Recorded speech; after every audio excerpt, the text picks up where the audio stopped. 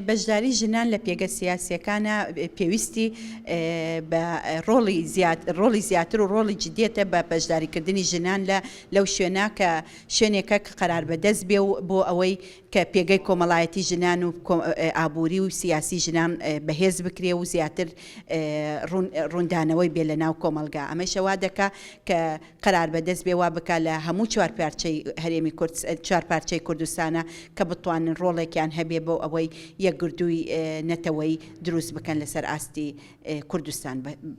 گرنگە کە ژنان ڕۆڵی سەرەکیان هەبێت چی ڕێکخراوەکان بێت چی ئەو دام و دەستگایانە بێت کە ژنان بەشداری ڕاستەقینەیان هەیە تەئسیر بکەنە سەر ئەو لایەنە پەیوەندیدارانەیان ئەو حزبانەکە بوونەتە هۆی ئەوەی پەرتەوازەیەکی لە ناو ماڵی کوردیایان بڵێن لە ناو هەر چوارپارچە کوردستانە هەبێت. بۆیە هەمووی داواکارین کە ئەمە فشارێک فعلەن ئەم ڕێکخراوانەی ژنانە کە تایبەتن بە قەزەکانی ژنان فشارێک بخەنە سەر ئەو لایەنانە کە دەستبەرداری ئەو لایەنە شخصی و مەساڵحی شخصیا بن کە وا بکات کە بیر لە نەتەوەی یەکێتی نەتەوەی کوردستان بکەن.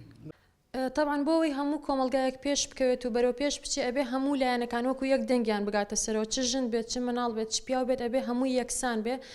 لە کۆمەلگای کوردیشە بە هەمان شێوە پێویستە ژنان بەشدار بن. گرنگێکی گەورەی هەیە کە ژنان گۆڕانکاری بکەن لە سیاسەتە لە کللتورە.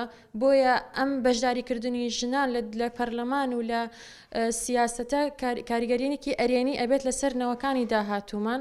بۆیە لە هەموو سێکتەرەکانی سیاسەتە ژنان و هەموو ئێمە وەکو ڕێکخراوەکانی ژنان ڕێکخراوەکانی کۆمەلگای مەدەنی لە هەموو ڕوویەکەوە هەوڵەدین ژنان هۆشیار بکەینەوە، ئیتر بە گردبوونەوە بێت بە گەیاندنی دەنگ